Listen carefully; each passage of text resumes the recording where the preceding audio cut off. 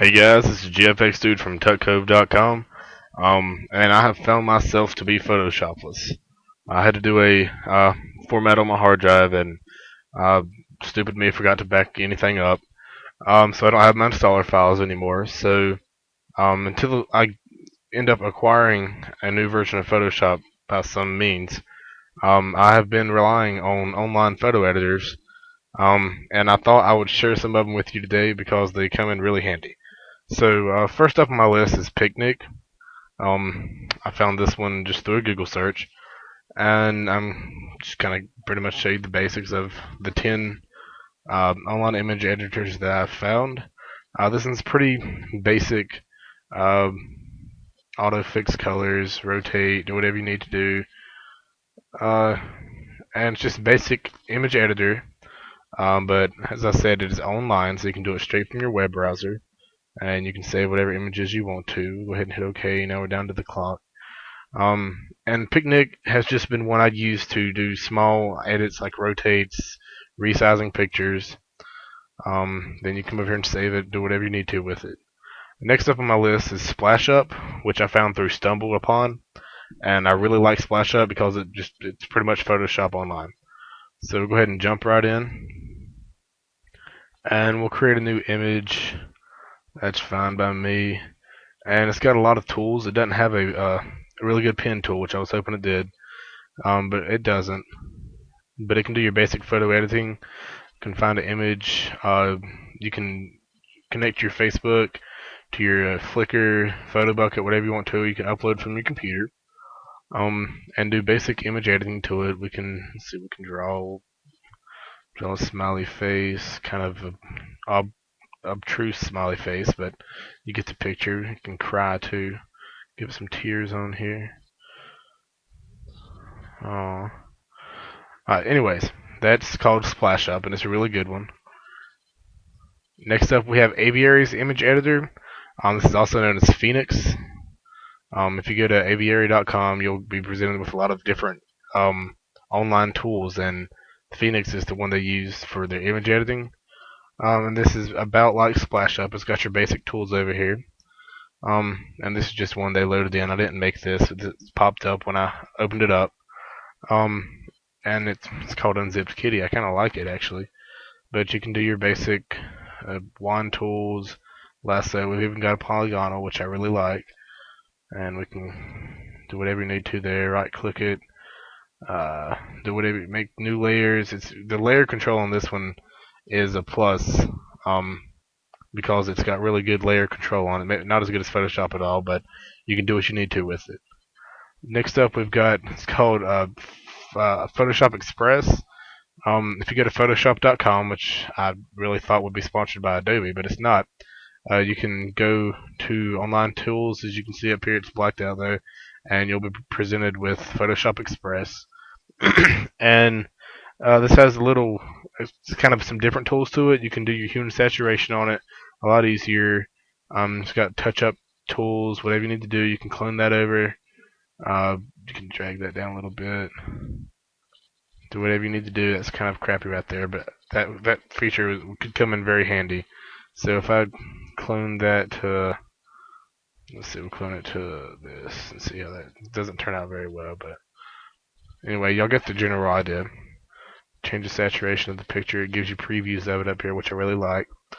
The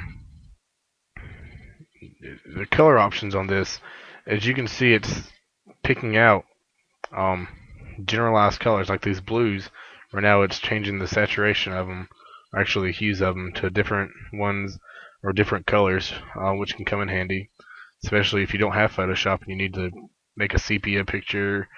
You can sketch on top of it, change your tint. Anyways, Adobe Photoshop Express is also one of my top 3 favorite editors I found online. Next up, I want to show you, it's called Snapshot, and it's pretty basic, but it's mainly like resizing and cropping. See if we can enhance the color on it. But it's your most basic image editor. Change the color, resize, and crop.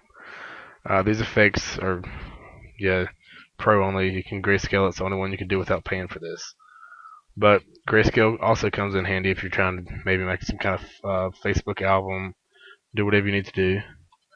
And Flaunter, it I don't know what to say about Flaunter. It's got different tools that you can load up. I prefer them all in one, but they work for what you need them to do. And you can work in one image and take it over to a different editor. And you do have to register on this. I'm just not. I don't feel like signing in. But you can style there, as you can see up here, you can put like backgrounds on it. Editor has the best options. It's color. Has some basic tools into it. I think it has lasso. Uh, the Picasso is making blending effects on images for maybe like an animation if you're going to animate it in a different program. Fancy Fonts does have some good fonts on it, but it's not ones you can regularly download. So they do have like professional licenses for it, which is why you have to have an account. And social networking, you can link to your social network accounts and what is this? Go away. And you can upload the picture directly to your Facebook, Twitter, whatever you want to do, directly from the editor. Um, Free online picture resizer is just what it says. You can upload a picture and resize it to whatever size you want. You can do it to aspect ratio. You can tell it to maintain the constraint proportions. You can crop it. Yeah, I'm pretty sure you can crop it with this. And it's just your basic picture resizer. If you have an image too big to upload, maybe to Facebook or something, you took a 10 megapixel picture and Facebook doesn't like it. Next up is Pixinate. This one's pretty basic as well, but that's what you're gonna. Most of these are gonna be basic because you're not gonna get Photoshop online. But I've been relying on a lot of these to uh, do what I need to do, and I really like this light fill. It kind of picks out like a direction you want light to come from, and changes the image accordingly. White teeth, whatever. This is more for like people pictures. I don't know why their default picture was this. No, the next up is Photoflexer, and Photoflexer is really good. It's got more of, I don't know, maybe if you would edit a Facebook picture, put some hearts on it or something, the shapes, the layers are pretty good on it. You can merge layers with it, and the doodling is basically a pen tool. But the effects are more of the Facebook effects you see, maybe the ones you'll see on a webcam, with the hue and saturations changed. You can make the quadratic, whatever it's called, the 4 different image saturations on it, distortion. You can bulge and pinch, retouch. It does not work like that unless you're a genius and you wrote the website. Um, but Photoflexer does come in handy if you're just needing to add text to an image, give it a cool little color effect.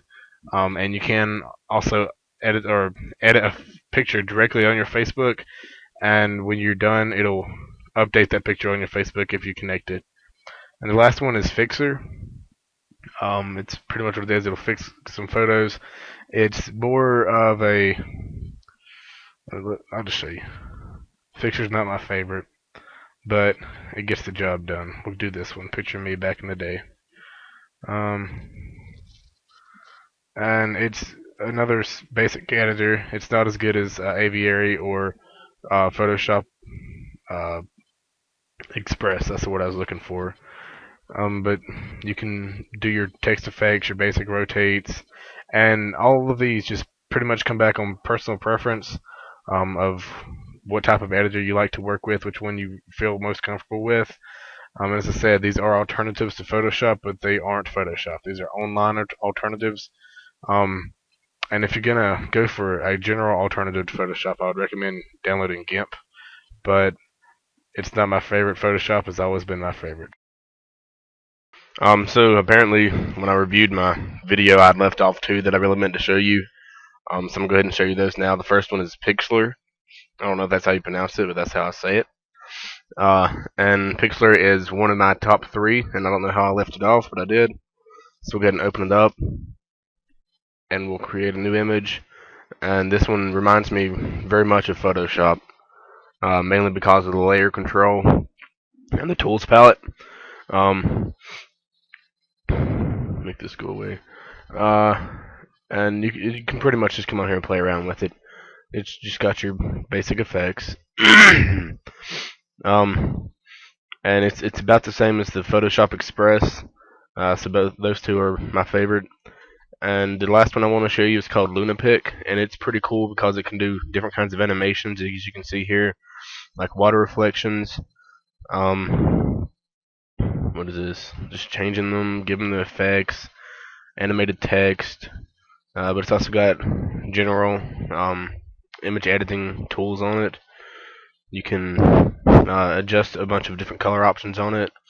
Lunapic is more for just one-click effects instead of like editing, maybe with a clone stamp or something. It's more of just click it and it does it.